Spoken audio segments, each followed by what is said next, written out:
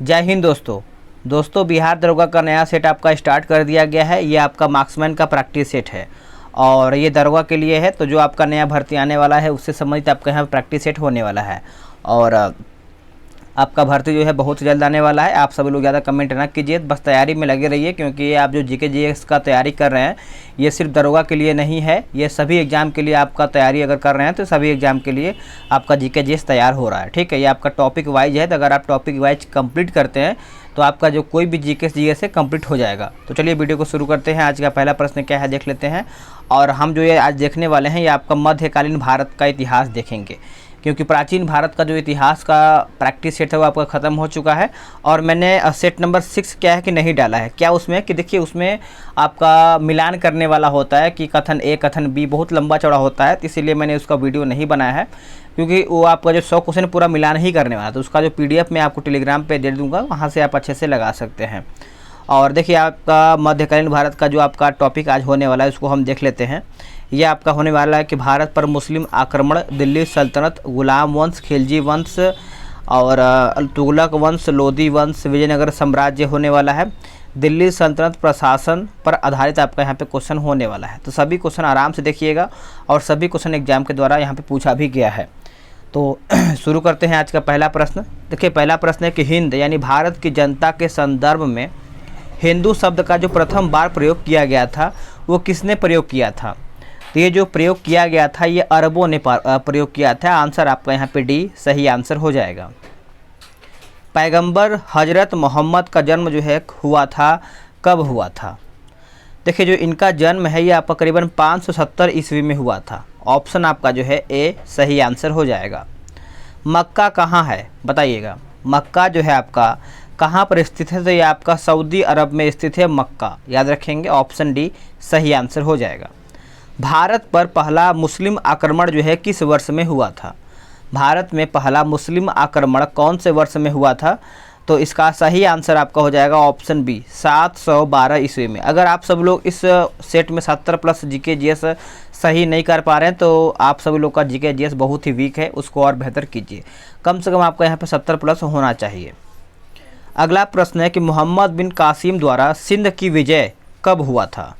जो सिंध की विजय है यह आपका हुआ था 712 ईस्वी में। 712 यानी ऑप्शन सी सही आंसर हो जाएगा। भारत में प्रथम मुस्लिम आक्रमणकारी कौन था। देखिए प्रथम मुस्लिम आक्रमणकारी आपको याद ही होगा, मोहम्मद बिन कासिम था। मोहम्मद बिन कासिम था कहाँ का। देखिए मोहम्मद बिन कासिम जो था ये आपका अरब का था। कहाँ का, अरब का था। ऑप्शन आपका सी सही आंसर हो जाएगा।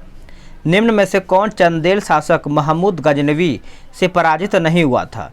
देखिए महमूद गजनवी से पराजित कौन नहीं हुआ था, तो ये आपका विद्याधर जो है महमूद गजनवी से पराजित नहीं हुआ था। बाकी धंग हुआ था, जयशक्ति हुआ था और डंग भी हुआ था। नेक्स्ट क्वेश्चन है कि महमूद गजनवी के साथ भारत आने वाला प्रसिद्ध इतिहासकार कौन था। Very important. देखिए जो इसके साथ आने वाला प्रथम, आप बोल सकते हैं प्रथम नहीं, भारत आने वाला जो प्रसिद्ध इतिहासकार माना जाता है वो आपका अलबरूनी हो जाएगा। क्या हो जाएगा, अलबरूनी, याद रखेंगे, इंपॉर्टेंट है। पुराणों का अध्ययन करने वाला प्रथम मुसलमान कौन था। जो पुराणों का अध्ययन करता था उस टाइम, तो कौन था पुराणों का अध्ययन करने वाला, तो ये आपका अलबरूनी ही था, यानी ऑप्शन सी सही उत्तर हो जाएगा। किसने एक तरफ संस्कृत मुद्रा लेख के साथ चांदी के सिक्के निर्गत किए थे। चांदी के सिक्के जो है आपका निर्गत किया था यह आपका महमूद गजनवी ही था, यानी ऑप्शन आपका जो है बी सही आंसर हो जाएगा। नेक्स्ट क्वेश्चन देखेंगे आपका 12 नंबर। निम्नलिखित में से मध्य एशिया के किस शासक ने 1192 में उत्तर भारत को जीता था। उत्तर भारत को जीता था, तो देखिए इसका उत्तर आपका हो जाएगा ऑप्शन सी सिहाबुद्दीन मोहम्मद गौरी, इसका जो है उत्तर हो जाएगा, याद रखेंगे, इंपॉर्टेंट क्वेश्चन है। युद्ध जिसमें भारत में मुस्लिम शक्ति की स्थापना हुई थी वो कौन सा युद्ध है, तो उस युद्ध का नाम याद रखेंगे तराइन का द्वितीय युद्ध, जो कि 1192 में तराइन का दूसरा युद्ध हुआ था। और इसमें क्या है कि कौन जीता था आप कमेंट करके बताएंगे और कौन हारा था। ठीक है, नेक्स्ट क्वेश्चन कि मोहम्मद गौरी को सबसे पहले किसने पराजित किया था। सबसे पहले किसने पराजित किया था मोहम्मद गौरी को, तो देखिए ये आपका हो जाएगा भीम द्वितीय ने पराजित किया था मोहम्मद गौरी को, तो आप याद रखेंगे। मोहम्मद गौरी ने जयचंद को किस युद्ध में पराजित किया था? जयचंद, तो देखिए ये आपका जो उत्तर है 15 नंबर का, ये आपका हो जाएगा चंदावर का युद्ध, जो कि 1194 में हुआ था। चंदावर का युद्ध 1194 में। किस मुस्लिम शासक के सिक्कों पर देवी लक्ष्मी की आकृति बनी हुई है? देवी लक्ष्मी की आकृति बनी हुई है, तो ये आपका हो जाएगा मोहम्मद गौरी के सिक्का जब ये ढलवाया था उस टाइम, जो अपना सिक्का चलवाया था, तो उस टाइम क्या है कि देवी लक्ष्मी की आकृति बना था उसके सिक्के पर। नेक्स्ट क्वेश्चन है कि भारत में मोहम्मद गौरी ने किसको प्रथम अक्ता प्रदान किया था? प्रथम अक्ता प्रदान किया था किसको? तो कुतुबुद्दीन ऐबक को यहाँ पे प्रदान किया था। आंसर आपका यहाँ पे बी सही आंसर हो जाएगा। मोहम्मद गौरी के किस दास ने बंगाल एवं बिहार पर विजय प्राप्त किया था? बंगाल एवं बिहार पर विजय प्राप्त किया था, तो ये आपका हो जाएगा बख्तियार खिलजी। क्या हो जाएगा? बख्तियार खिलजी, यानी ऑप्शन सी इसका उत्तर हो जाएगा। अब हम दिल्ली सल्तनत का देखेंगे गुलाम वंश। देखिए सिंपल प्रश्न पहला ही है कि गुलाम वंश का संस्थापक कौन था? वेरी इंपॉर्टेंट भी है, क्योंकि इंपॉर्टेंट आपका यहाँ से प्रश्न बनता है। तो गुलाम वंश का जो स्थापना है ये आपका कुतुबुद्दीन ऐबक ने ही किया था, यानी ऑप्शन आपका जो डी है सही आंसर हो जाएगा। दिल्ली सल्तनत का कौन सा सुल्तान लाख बख्श के नाम से जाना जाता है? अब लाख बख्श का मतलब क्या होता है? लाखों का दान देने वाला, तो आप इससे भी समझ सकते हैं। और ये कौन जाना जाता था? तो ये आपका हो जाएगा ऑप्शन डी कुतुबुद्दीन ऐबक, जो कि मुगल वंश का स्थापना किया था कुतुबुद्दीन ऐबक। नेक्स्ट क्वेश्चन आपका यहाँ पे बोला है कि कुतुबुद्दीन ऐबक की राजधानी कहाँ पर थी? देखिए कुतुबुद्दीन ऐबक की जो राजधानी थी वो आपका लाहौर था। कहाँ पे? लाहौर। आप सब लोग याद रखेंगे। सभी क्वेश्चन इंपॉर्टेंट है, सभी को देखते चलना है और इम्पोर्टेंट भी अच्छे से है। निम्नलिखित में से किसने दिल्ली को सल्तनत की राजधानी के रूप में स्थापित किया था? दिल्ली को सल्तनत की राजधानी के रूप में यहाँ पे स्थापित किया था, तो ये किसके द्वारा किया गया था? इल्तुतमिश के द्वारा किया गया था। इल्तुतमिश, यानी ऑप्शन बी। दिल्ली का प्रथम मुस्लिम शासक कौन था? देखिए दिल्ली का प्रथम मुस्लिम शासक के बारे में पूछ रहा है, तो ये आपका इल्तुतमिश ही हो जाएगा, यानी ऑप्शन आपका जो बी है सही आंसर हो जाएगा। निम्नलिखित में से कौन मध्यकालीन भारत की प्रथम महिला शासिका थी? तो बताइएगा। तो इसका उत्तर जो है आपका 24 का हो जाएगा, ऑप्शन ए रजिया सुल्तान। इल्तुतमिश की बेटी है, जो कि आपको याद ही होगा। ऑप्शन ए सही आंसर हो जाएगा।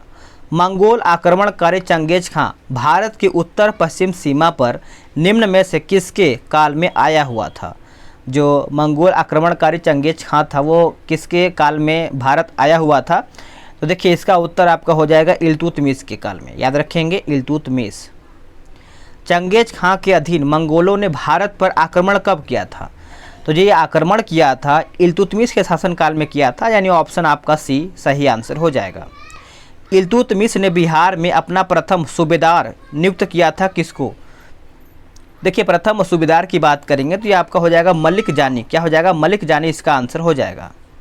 नेक्स्ट क्वेश्चन देखेंगे, रजिया बेगम को सत्तायुक्त करने में किसका हाथ था? तो सत्तायुक्त यानी सत्ता से हटाने का जो किसका हाथ था, यही प्रश्न पूछ रहा था। ये आपका तुर्कों का था, यानी ऑप्शन सी सही आंसर हो जाएगा। दिल्ली के सुल्तान बलबन का जो बलबन का पूरा नाम था, बलबन था, उसका पूरा नाम याद रखेंगे। तो देखिए इसका उत्तर जो है आपका हो जाएगा गयासुद्दीन बलबन। गयासुद्दीन बलबन इसका पूरा नाम था। तो आपको नाम भी याद रखना है, क्योंकि एग्जाम में नाम भी पूरा पूछा जाता है। नेक्स्ट क्वेश्चन है कि दिल्ली के किस सुल्तान के विषय में कहा गया है कि उसे रक्त और लौह की नीति अपनाई थी? उसने क्या है कि रक्त और लौह की नीति अपनाया था, तो ये आपका हो जाएगा बलबन। बलबन यानी बलबन ने ही रक्त और लौह की नीति अपनाई थी। नेक्स्ट क्वेश्चन है कि अपनी शक्ति को समेकित करने के बाद बलबन ने भव्य उपाधि धारण किया था, तो उसका उपाधि कौन सा था? तो जिल्ले इलाही। जिल्ले इलाही ऑप्शन सी इसका उत्तर हो जाएगा। निम्नलिखित में से किसने भारत में प्रसिद्ध फारसी त्यौहार जो कि नौरोज को आरंभ करवाया था? Very important. देखिए नौरोज किसने आरंभ करवाया था? तो ये आपका हो जाएगा बलबन के द्वारा ही नौरोज त्यौहार जो है शुरुआत किया गया था। ए इसका उत्तर हो जाएगा। अब हम देखेंगे खिलजी वंश। ठीक है, खिलजी वंश में बोला है कि जब उसने राजस्व प्राप्त किया तो वह शरीयत के नियमों और आदेशों से पूर्णतः स्वतंत्र था। बर्नी ने यह कथन किस सुल्तान के लिए कहा था? तो ये जो बर्नी है ये किसके द्वारा मतलब किसके लिए कहा था? तो ये अलाउद्दीन खिलजी के लिए कहा था, यानी ऑप्शन आपका सी सही आंसर हो जाएगा।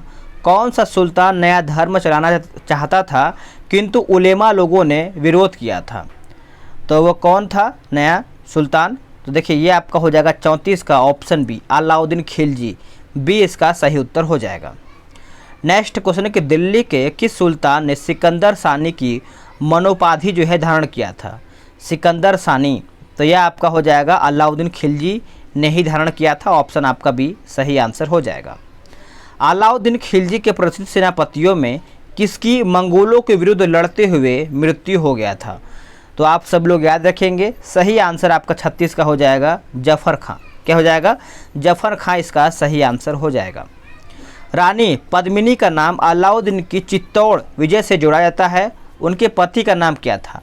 आपने मूवी भी देखा होगा, तो इसके पति का जो नाम था राणा रतन सिंह। नेक्स्ट क्वेश्चन है क्वेश्चन नंबर 38, बोला है कि अलाउद्दीन खिलजी के आक्रमण के समय देवगिरी का शासक जो था वो कौन था? देखिए देवगिरी का जो शासक था वो आपका रामचंद्र सेन था। कौन था? रामचंद्र सेन, यानी ऑप्शन ए सही आंसर हो जाएगा। नेक्स्ट क्वेश्चन है किस सुल्तान के काल में खालिसा भूमि अधिक पैमाने में विकसित हुआ था? जो आपका खालिसा भूमि था अधिक पैमाने में विकसित हुआ था, तो ये आपका हो जाएगा अलाउद्दीन खिलजी। अलाउद्दीन खिलजी जो है इसका सही आंसर हो जाएगा। जिन यानी निम्न मुस्लिम बादशाहों में से किस एक ने मूल्य नियंत्रण पद्धति को पहली बार लागू किया था? तो मूल्य नियंत्रण पद्धति ये आपका हो जाएगा अलाउद्दीन खिलजी के द्वारा ही किया गया था, इसका आंसर ए सही आंसर हो जाएगा। बाजार नियंत्रण जो प्रथा है ये लागू किसने किया था? तो बाजार नियंत्रण प्रथा ये आपका अलाउद्दीन खिलजी के द्वारा ही लागू किया गया था। नेक्स्ट क्वेश्चन है निम्नलिखित में से किस मध्यकालीन शासक ने सार्वजनिक वितरण प्रणाली प्रारंभ किया था? सार्वजनिक वितरण प्रणाली, तो ये जो आरंभ किया था अलाउद्दीन खिलजी ने ही किया था, ए इसका सही आंसर हो जाएगा, याद रखेंगे। अब हम देखेंगे तुगलक वंश का। तुगलक वंश का प्रश्न है कि अलाउद्दीन खिलजी के निम्न सेनाध्यक्षों में से कौन तुगलक वंश का प्रथम सुल्तान बना था? तो प्रथम सुल्तान बना था तो ये आपका था गाजी मलिक। क्या हो जाएगा? गाजी मलिक इसका सही उत्तर हो जाएगा। किस वंश के सुल्तानों ने सबसे अधिक समय तक देश में राज्य किया था?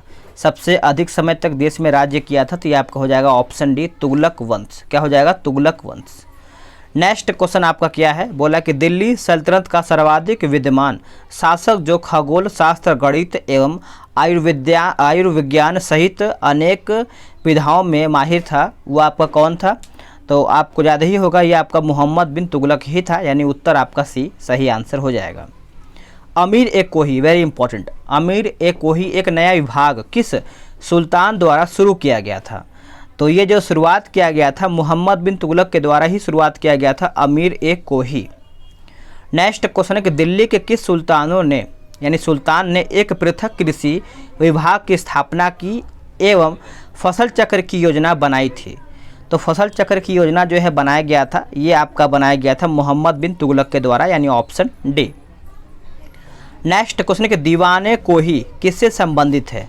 देखिए दीवाने कोही जो है ये आपका मोहम्मद तुगलक से संबंधित है, यानी ऑप्शन ए सही आंसर हो जाएगा। मोहम्मद बिन तुगलक अपनी राजधानी जो है दिल्ली से ले गया था कहाँ पर? दिल्ली से ये अपना ले गया था दौलताबाद। दौलताबाद इसका उत्तर हो जाएगा। दिल्ली से दौलताबाद राजधानी के स्थानांतरण का आदेश दिया था किसने? तो अभी मैंने आपको बताया, यह आपका हो जाएगा सुल्तान मोहम्मद बिन तुगलक ने यह आदेश दिया था।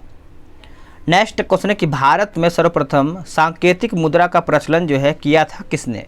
सांकेतिक मुद्रा, तो ये आपका हो जाएगा मोहम्मद बिन तुगलक। देखिए सभी क्वेश्चन मेरे दोस्त इंपॉर्टेंट है, आप इसको 1 से 2 बार देखेंगे तो रियलिटी बता रहे हैं कि आपका क्वेश्चन जो है याद हो जाएगा बहुत सारा। और अगर आपको याद भी होगा तो कन्फ्यूजन होगा, तो मतलब अगर मान के लिए अभी तक आपको कन्फ्यूजन है तो आप इस सेट के माध्यम से क्या करेंगे, वो अपना कन्फ्यूजन जो है दूर कर पाएंगे।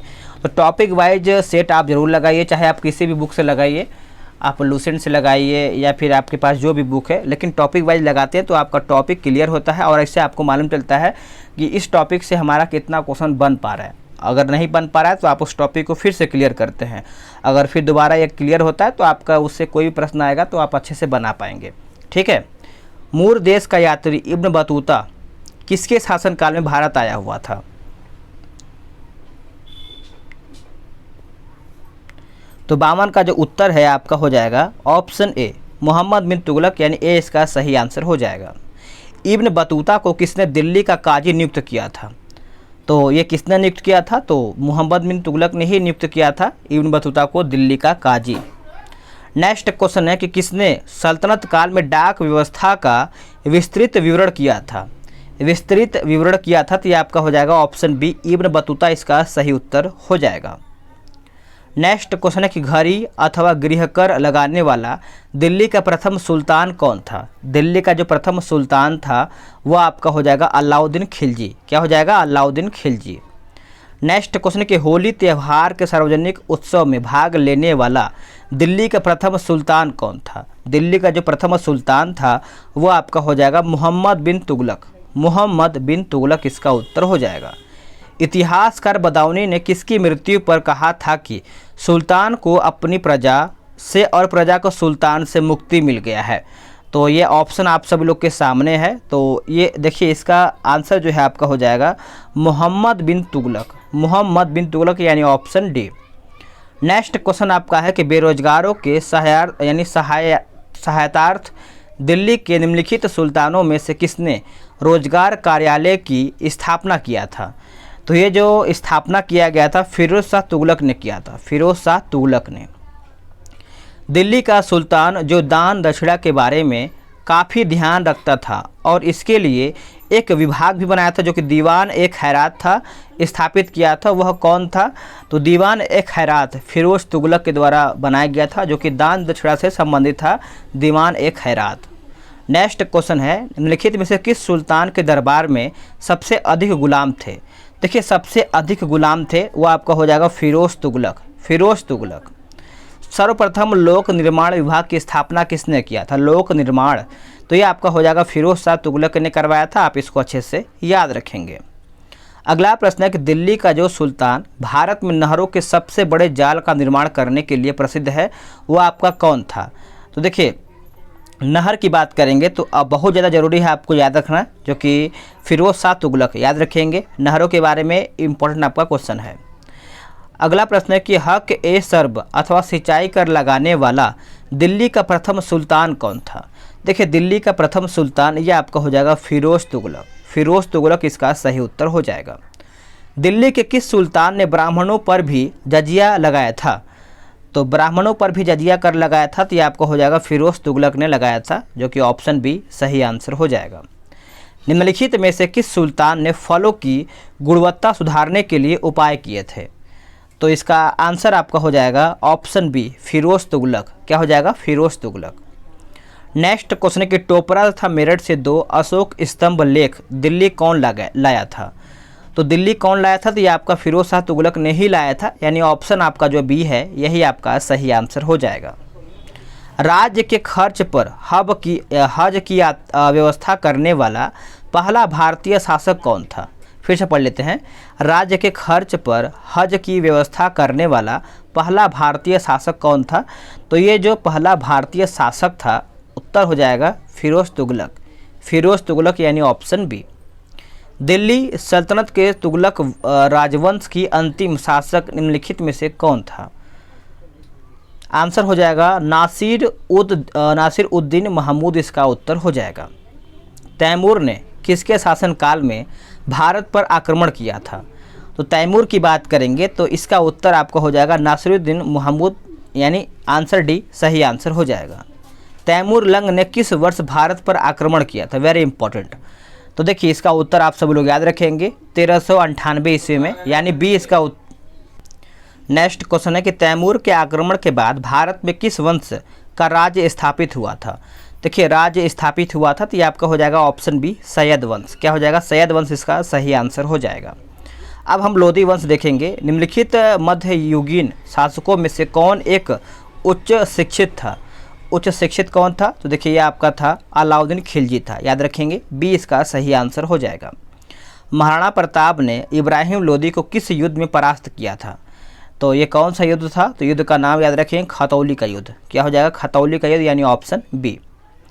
किस मध्ययुगीन सुल्तान को आगरा शहर की नींव डालने एवं उसे सल्तनत की राजधानी बनाने का श्रेय जाता है। तो ये किसको जाता है? तो ये जाता है सिकंदर लोदी को। Option D. नेक्स्ट क्वेश्चन है विजयनगर साम्राज्य का है कि विजयनगर राज्य की स्थापना जो है किसने किया था। तो ये दोनों भाइयों ने मिलकर किया था, जो कि हरिहर और बुक्का के नाम से प्रसिद्ध हैं। ऑप्शन सी सही आंसर हो जाएगा। अपनी मधुरा विजय कृति में अपने पति के विजय अभियानों का वर्णन करने वाली कवयित्री कौन थी? तो ये थी आपके गंगा देवी। क्या हो जाएगा? गंगा देवी। नेक्स्ट क्वेश्चन है कि विजयनगर के उस पहले शासक की पहचान करें जिसने बहमनियों में गोवा को छीना था। बहमनियों से गोवा को छीना था। तो ये आपका हो जाएगा हरिहर द्वितीय। हरिहर द्वितीय। नेक्स्ट क्वेश्चन है कि विजयनगर के राजा कृष्णदेव राय ने गोलकुंडा का युद्ध किस राजा के साथ लड़ा था? गोलकुंडा का जो युद्ध है यह आपका हो जाएगा कुली कुतुब शाह। कुली कुतुब शाह। नेक्स्ट क्वेश्चन, कृष्णदेव राय के दरबार में अष्टदिग्गज कौन थे? देखिए अष्टदिग्गज की बात करेंगे तो ये आपके हो जाएंगे 8 तेलुगु कवि, यानी 8 तेलुगु कवि इसका उत्तर हो जाएगा। अष्टदिग्गज किस राजा से संबंधित थे? जो ये अष्टदिग्गज थे ये आपके हो जाएंगे कृष्णदेव राय के। कृष्णदेव राय यानी ऑप्शन बी। अगला प्रश्न है कि प्रसिद्ध विजयनगर शासक कृष्णदेव राय के अधीन किस साहित्य का स्वर्ण युग था? तो इसका उत्तर आपका हो जाएगा कौन सा भाषा? तो ये आपका हो जाएगा ऑप्शन डी, तेलुगु भाषा का। अब्दुल रज्जाक विजयनगर आया था कौन से काल में? तो देखिए ये जो आपका विजयनगर आया था देव राय द्वितीय के शासनकाल या फिर राज्यकाल में बोल सकते हैं। आंसर बी सही आंसर हो जाएगा। वैदिक ग्रंथों के भाष्यकार सायण को आश्रय प्राप्त था किसका? तो ये जो प्राप्त आश्रय था ये आपका हो जाएगा विजयनगर राजाओं का था, यानी ऑप्शन सी। नेक्स्ट क्वेश्चन है कि निम्नांकित में से किसके राज्यारोहण को अब 500 वर्ष गुजर गए हैं? तो 500 वर्ष गुजर गए हैं तो कृष्णदेव राय यानी ऑप्शन बी सही उत्तर हो जाएगा।